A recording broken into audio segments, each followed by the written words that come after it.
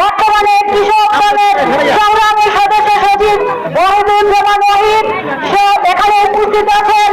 আর জাতীয়তাবাদী মহিলা দলের মাদারীপুর জেলার সংগ্রামী সভানেত্রী লাইজু বানি আক্তার লাইজু উপস্থিত আছে, মিনু উপস্থিত আছে, খালেদা উপস্থিত আছে, তাহমিনা দুই তাহমিনা এখানে উপস্থিত আছে, এখানে উপস্থিত আছে নার্গিস সহ বিভিন্ন রাষ্ট্রীয় বোনেরা এসছে। আমার ভাইয়েরা আমি আমার ব্যক্তিগত পক্ষ থেকে জাতীয়তাবাদী মহিলা দলের পক্ষ থেকে জন্মদিনের শুভেচ্ছা অভিনন্দন। বাংলাদেশের অর্ধেক হচ্ছে নারী।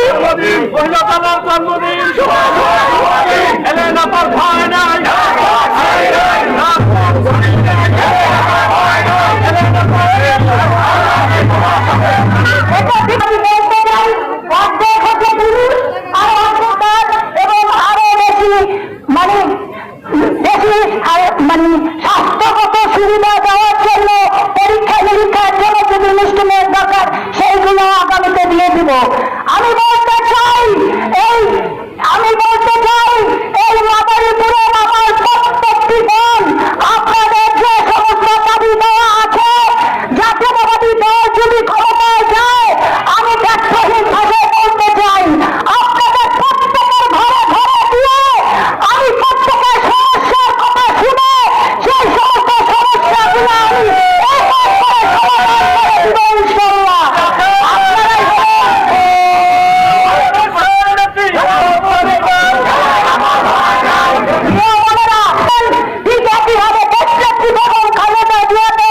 ভীষণ ভালোবাসতেন, সেই কারণে যখন এই নির্বাচন এসেছে মহিলারা দলে দলে দিয়ে বিএনপিকে ধানের শীষের প্রতীকে বিপুল ভোটে জয়যুক্ত করেছে।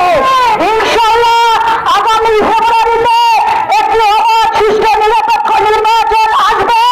আপনারা দীর্ঘদিন যাবৎ আপনাদের মূল্যবান ভোটটি প্রয়োগ করতে পারেন না, আপনারা ইনশাআল্লাহ আগামী ফেব্রুয়ারিতে আপনাদের মূল্যবান ভোটটি আপনারা প্রয়োগ করবেন এবং আপনারা যদি ভোট দিতে পারেন আমরা বিশ্বাস করি আপনারা ধানের শীষকে অথবা কোন একজন নারীকে ভোট দিবেন।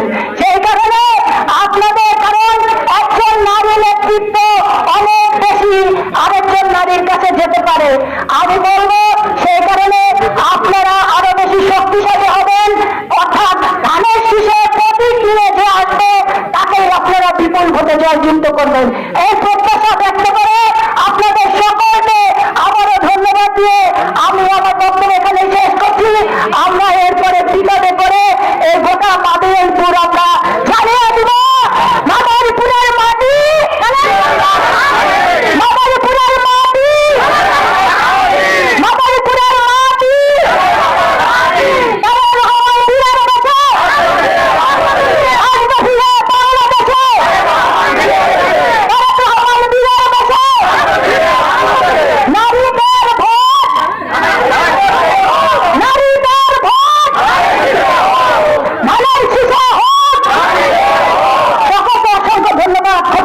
বাংলাদেশ।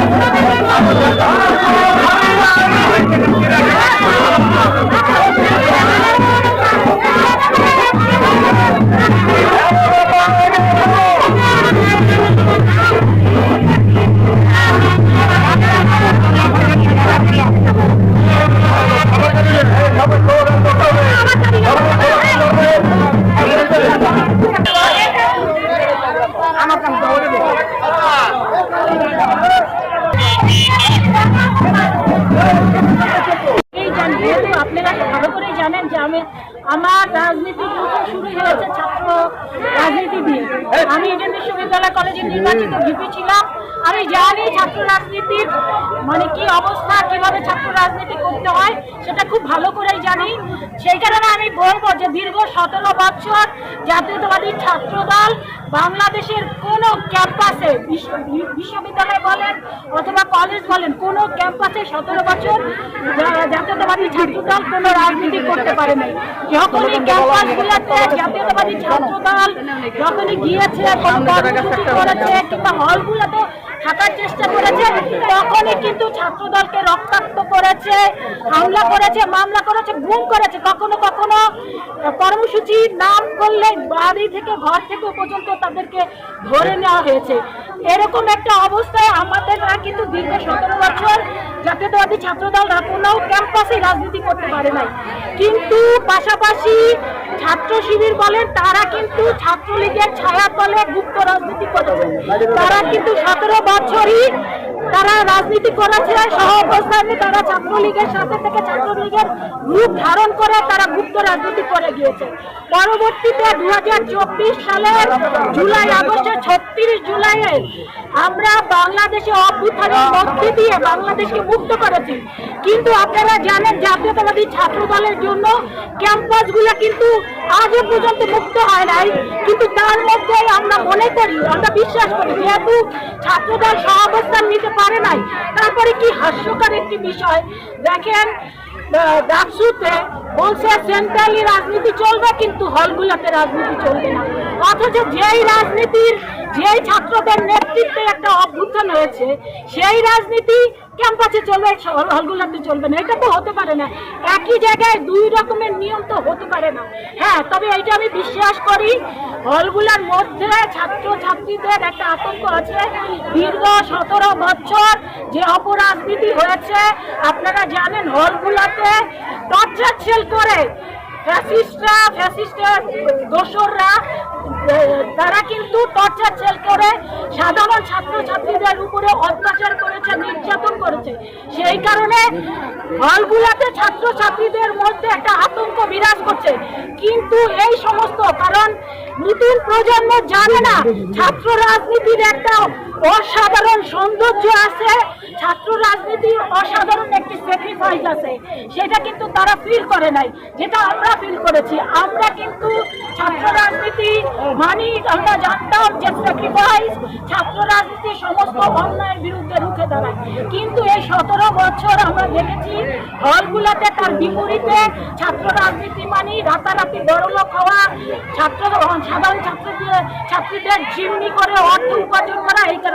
সেই কারণে এই ছাত্রছাত্রীদের কিন্তু জাতীয়তাবাদী ছাত্র দল বুঝাতে পারে নাই যে ছাত্র রাজনীতির একটা অসাধারণ সৌন্দর্য। এর মধ্যে দিয়ে আমরা দেখলাম হঠাৎ করে বলা নাই, কওয়া নাই, ইভেন ছাত্র দলের সম্পত্তির বাইরে আমরা দেখতে পেলাম 3-4টি ইউনিভার্সিটিতে ছাত্র রাজনীতি মানে জাতীয় ছাত্র সংসদ নির্বাচনের ঘোষণা দেওয়া হলো।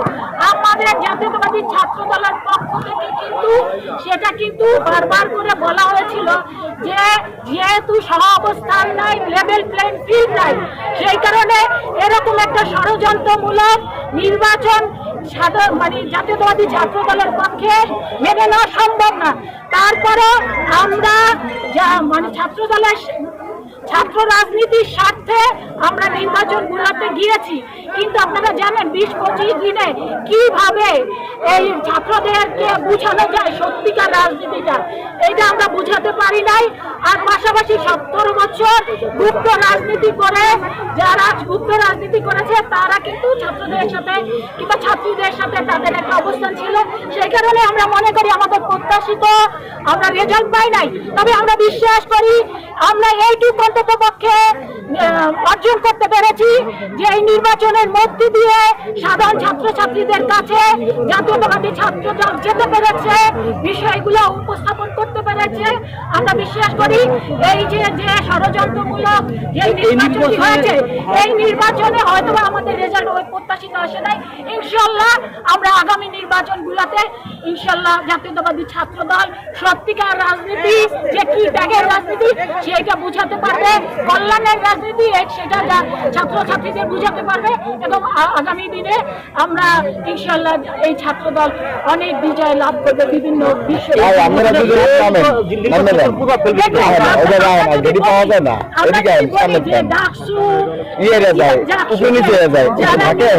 দেখলাম দুদিন আগে মান্না ভাইয়ের একটা স্টেটমেন্ট দেখলাম মান্না ভাই হলো সেই ব্যক্তি, সেই রাজনীতিবিদ যিনি ডাকসুতে দুইবার এবং চাকসুতে তিনি কিন্তু জিএস হয়েছিলেন। সেই মান্না ভাই কিন্তু বলেছেন যে আমি ডাকসুর 2বার ভিপি হয়েছি এবং চাকসুরও দিয়েছিলাম, কিন্তু আমি মান্না ভাই কিন্তু এখন পর্যন্ত জাতীয় সংসদ নির্বাচনে তিনি, যদি আমরা জানি মান্না ভাই আগামী নির্বাচনে তিনি হয়তো অনেক ভালো মানে বিজয় লাভ করবে, এটা আমাদের একজন ছাত্র রাজনীতিবিদ হিসাবে আমি তার শুভকামনা করি। তো মান্না ভাই কিন্তু বলেছেন